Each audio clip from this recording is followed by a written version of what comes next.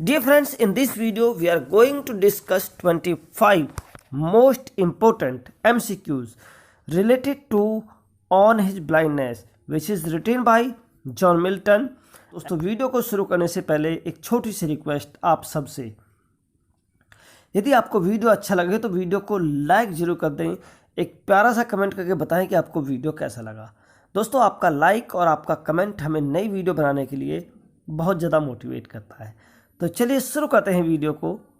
और वीडियो का पहला क्वेश्चन दोस्तों हमारा होगा, what is the another title of the poem. दोस्तों पोएम का जो अन्य टाइटल होगा, अनदर टाइटल होगा, वो क्या होगा। अब पोएम को हमने आपको बता दिया पहले ही, पोएम का नाम है ऑन हिज ब्लाइंडनेस। तो इसका जो अन्य टाइटल होगा वो क्या होगा, हम आपको कुछ समय देंगे, 3 से 4-5 सेकंड का, उसके बाद राइट आंसर आपको बताएंगे। तो दोस्तों आई होप कि आप अपना आंसर जज किया होगा। तो आपने अगर अपना आंसर जज किया तो ऑप्शन नंबर 3 से आप मिलान कीजिए। जो पोएम का अन्य टाइटल होगा वो होगा when I consider how my light is spent. यानी ये ओपनिंग लाइन है पोएम की और इसको जो है हम टाइटल के रूप में यूज़ करते हैं। तो ऑप्शन नंबर 3 आपका सही हो जाएगा। और क्वेश्चन नंबर 2 देखेंगे। क्वेश्चन नंबर 2 होगा, what is Milton central theme in on his blindness. दोस्तों ऑन हिज ब्लाइंडनेस में जो जॉन मिल्टन साहब का सेंट्रल थीम होगा वो क्या है। तो आई होप कि आपने 4 ऑप्शन को रीड किया है, अपना आंसर जज किया होगा। तो राइट आंसर जो दोस्तों हो जाएगा आपका ऑप्शन नंबर बी हो जाएगा, faith and relationship with God. यानी जिस समय जॉन मिल्टन साहब की आंखों की रोशनी चली जाती है तो वो एक प्रकार से अपने आप को जो है टेंशन में ले जाते हैं और वो ये सोचते हैं कि मैं अब, क्योंकि मेरी आंखों की रोशनी चली गई है तो मैं पोएम नहीं लिख पाऊँगा, कि उन्होंने अपने काम को नहीं किया है। लेकिन इस सब को वो धैर्य के साथ में इस पजल को अपने आप में सोल्व कर लेते हैं।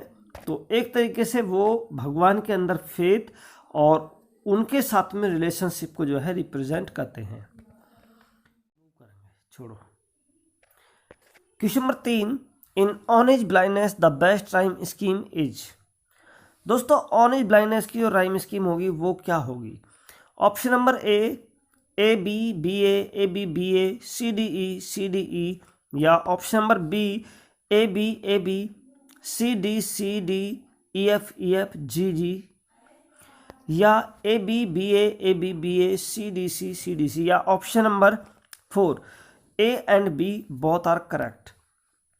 तो दोस्तों यहाँ पर जो सही राइम स्कीम हो जाएगी वो हो जाएगी option number 1, A double B A, यानी पहले ए फिर बी फिर ए और सी डी ई करेक्ट होगा।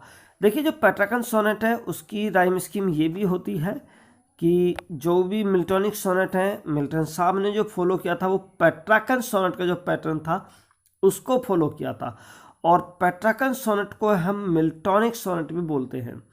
तो जो मिल्टोनिक सोनेट या पेट्राकन सोनेट होती है उसमें जो राइम स्कीम होगी दोस्तों, वो जो ऑप्शन नंबर 3 है आपका, इस तरह की राइम स्कीम भी फॉलो होती है। लेकिन क्योंकि अभी यहाँ पर हम केवल इस पोएम की बात कर रहे हैं तो इस पोएम की जो राइम स्कीम होगी वो ऑप्शन नंबर 1 हो जाएगा। अगर ऑप्शन नंबर 2 की हम बात करेंगे तो ऑप्शन नंबर 2 जो है आपका, ये इंग्लिश सोनेट या शेक्सपियरियन सोनेट की जो है राइम स्कीम है। क्वेश्चन नंबर 4 होगा, Who are the God's best servants according to Milton। John Milton साहब के अनुसार गॉड के जो बेस्ट सर्वेंट हैं वो कौन है। तो ऑप्शन नंबर 3 यहाँ से सही हो जाएगा, Those who obediently follow the wills and wishes of the God servant हो जाएंगे। क्वेश्चन नंबर 5 की बात करेंगे, the sonnet was first publish in. यानी सोनेट जो पब्लिश हुई थी, तो दोस्तों ये जो पब्लिश हुई थी पहली बार तो ये किस में पब्लिश हुई थी। तो दोस्तों आंसर होगा आपका ट्रिनिटी मैन्यूस्क्रिप्ट और मिल्टन 1673। यानी देखिए फर्स्ट फोलियो की बात करेंगे तो फर्स्ट फोलियो जो विलियम शेक्सपियर साहब के प्ले पब्लिश हुए थे 36, वो फर्स्ट फोलियो पब्लिश हुए थे। लिरिकल बैलेड्स को आप जानते हैं विलियम वर्ड्सवर्थ और कोलिस का कंबाइंड वर्क है। तो लिरिकल बैलेड में कोलिस और वर्ड्सवर्थ का जो रेशो है दोस्तों पोएम का, वो क्या है, ये आप मुझे कमेंट बॉक्स में कमेंट करके बताएंगे। और दोस्तों जो न्यू टेस्टामेंट है, तो ये जो होगा ये विल एंड न्यू टेस्टामेंट, ये JL नेहरू के द्वारा लिखा गया है, जो उनकी एक तरीके से वसीयतनामा है, ये उसमें लिखा गया है, उनकी जो जीवनी है। ठीक, तो इसका आंसर जो दोस्तों हो जाएगा आपका करेक्ट हो जाएगा option number D, Trinity manuscript और मिल्टन 1673। क्वेश्चन नंबर 6 होगा, who gave the title on his blindness to Milton sonnet 19। देखिए अभी हम इसके दो टाइटल पढ़ चुके हैं, पहला है ऑन हिज ब्लाइंडनेस, दूसरा था when I consider my light is spent, और जो दूसरा है दोस्तों वो है आपका तीसरा जो टाइटल होगा वो होगा सोनेट 19। अर्थात जिस समय मिल्टन साहब ने इस सोनेट को लिखा था उन्होंने इसको कोई टाइटल नहीं दिया था, और जनरली जो टाइटल था उसका था वो सोनेट 19। तो इसको जो टाइटल ऑन हिज ब्लाइंडनेस दोस्तों दिया गया था वो बाद में दिया गया है। तो इसको किसने दिया था, तो डियर फ्रेंड्स ये दिया गया था थॉमस न्यूटन के द्वारा। ऑप्शन नंबर 3 यहाँ पर सही हो जाएगा। जब थॉमस न्यूटन के द्वारा 1761 में इसको पब्लिश किया गया था, तो उस समय जो है इन्होंने इसको टाइटल दिया था on his blindness. Question number 7 होगा आपका, when Milton become blind his ability to dash was threatened. यानी जब मिल्टन जो है ब्लाइंड हो गए तो उनकी कौन सी एबिलिटी थी जो खतरे में पड़ गई थी। थ्रेटेन मीन्स होता दोस्तों खतरे में पड़ना, तो उनकी कौन सी एबिलिटी थी जो खतरे में पड़ गई थी, तो वो सिंगिंग की थी, ट्रैवलिंग की थी, या राइटिंग की थी और रीडिंग की थी। तो दोस्तों जैसा कि हम सब जानते हैं मिल्टन साहब एक राइटर थे, तो उनकी जो लिखने की एबिलिटी थी, पोएट्री जो लिखने की एबिलिटी थी वो खतरे में पड़ गई थी। तो ये इस तरह से ऑप्शन नंबर 3 आपका सही हो जाएगा। क्वेश्चन नंबर 8 की बात करेंगे, in on his blindness what is the theme. On his blindness का जो दोस्तों थीम होगा वो क्या है, blaming the god for lost eyesight, और laments his madness, laments about his wife Catherine Woodcock, और लेमेंट्स हिज ब्लाइंडनेस। तो ऑप्शन नंबर 4 आपका सही हो जाएगा, लेमेंट्स हिज ब्लाइंडनेस। यानी वो अपनी जो ब्लाइंडनेस है, वो उनकी आंखों की लाइट जो वो चली गई है, वो उसको जो है एक तरीके से उस पर लेमेंट करते हैं कि अब वो किस तरह से अपनी पोएम लिखेंगे। क्वेश्चन नंबर 9 होगा, माई लाइट इज स्पेंट मीन्स। दोस्तों माई लाइट इज स्पेंट यानी मेरी जो रोशनी है वो चली गई है, खर्च हो गई है। तो इसका जो मीनिंग होगा वो होगा loss of eyesight. Question number 10, what was the age of Milton when he become totally blind. जिस समय जॉन मिल्टन साहब पूरी तरह से अंधे हो गए तो उस समय उनकी उम्र थी दोस्तों 44, यानी कि ऑप्शन नंबर 4 आपका सही हो जाएगा। Question number 11, 1000 a bidding speed and post over land and ocean without rest, whom do Milton mention here। तो दोस्तों यदि आपने पोएम को बहुत ध्यान से पढ़ा है, अच्छे तरीके से पढ़ा है, रीड किया है, तो आपको पता होगा कि जो गॉड है उसकी एक ही आज्ञा पे जो बहुत सारे थाउजेंड्स हैं वो ज़मीन पर और आकाश में और समुद्र पर बिना आराम करे हमेशा जो है चलते रहते हैं। तो इस पे जो मेंशन किया गया है यहाँ पर किया गया है एंजल्स को। क्वेश्चन नंबर 12 होगा, who save Milton from his dilemma in the poem on his blindness. यानी कि जिस समय वो खतरे में, डिलेमा में होते हैं, उलझन में, पजल में होते हैं कि उनकी जो लिखने की क्षमता है वो खतरे में पड़ गई है, तो इस डिलेमा से उनको कौन बाहर निकालता है। तो इस डिलेमा से दोस्तों उनको जो उनका पेशेंस है वो उनको बाहर निकालता है। ऑप्शन नंबर 3 आपका सही हो जाएगा। क्वेश्चन नंबर 13 होगा, but patience to prevent the murmur soon replies. तो ये लाइन है दोस्तों वही जो अभी हमने बात की थी ऊपर कि पेशेंस जो है उनको रोकता है, तो यहाँ पर उसी लाइन को हमने रखा हुआ है कि but patience to prevent that murmur soon reply, यानी जब वो कहते हैं कि मेरी एबिलिटी जो अभी मेरी आधी हाफ एज अभी स्पेंट हुई है और मेरी आंखों की रोशनी चली गई है, तो अब मैं क्या करूँगा अपनी बची हुई ज़िंदगी में। तो इस जो मरमर होता है, जो बड़बड़ाहट होती है एक प्रकार की, उसको जो है पेशेंस रोकता है। तो इसमें आपको फिगर्स ऑफ स्पीच आपको बताना है। तो दोस्तों यहाँ पर जो फिगर्स ऑफ स्पीच हो जाएगा वो आपका हो जाएगा पर्सोनिफिकेशन, यानी कि यहाँ पेशेंस को जो है, पेशेंस किसी को रोकता नहीं है और पेशेंस को एक लिविंग वन की तरह दिखाया जा रहा है, तो इसलिए यहाँ पर पर्सोनिफिकेशन हो जाएगा। क्वेश्चन नंबर 14 होगा, Milton's on his blindness is a. तो दोस्तों जॉन मिल्टन का जो ये ऑन एज ब्लाइंडनेस होगा ये होगा एक sonnet. 15, what is John Milton's one talent mention on his blindness. On his blindness में दोस्तों जॉन मिल्टन का जो एक टैलेंट है वो क्या है जो डिस्क्राइब किया गया है, मेंशन किया गया है। तो दोस्तों वो होगा ability to write poetry.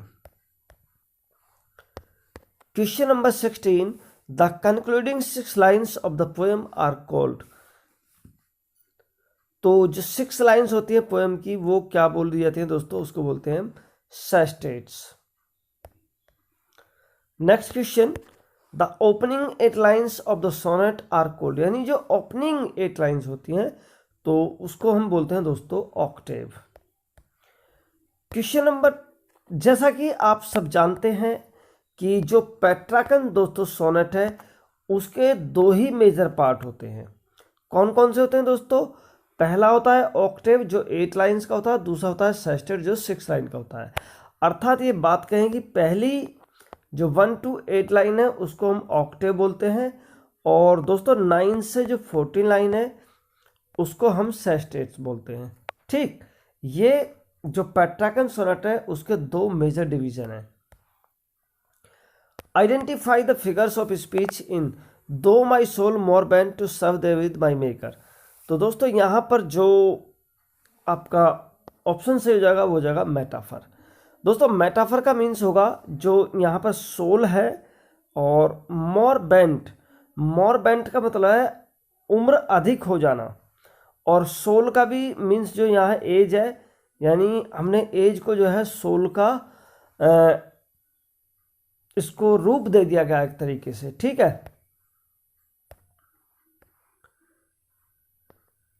Question number 19, what title was given to the poem by John Milton. और जॉन मिल्टन साहब के द्वारा इस पोएम को क्या टाइटल दिया गया था। दोस्तों जॉन मिल्टन साहब ने जो इसको टाइटल दिया था वो दिया था सोनेट 19, यानी when I consider my light और ऑन एज ब्लाइंडनेस और सोनेट 16। दोस्तों ये जो सभी टाइटल थे 3, ये उसको बाद में जिन्होंने उनके वर्क को रीड किया और रीड करने के बाद में जो है उन्होंने इसको टाइटल दिया था। तो जॉन मिल्टन साहब के द्वारा दिया गया था सोनेट 19। और दोस्तों ये जो सोनेट थी 19, ये जब पब्लिकेशन फर्स्ट टाइम हुई थी तो उसमें सोनेट नंबर 16 ये हो गई थी। Question number 20,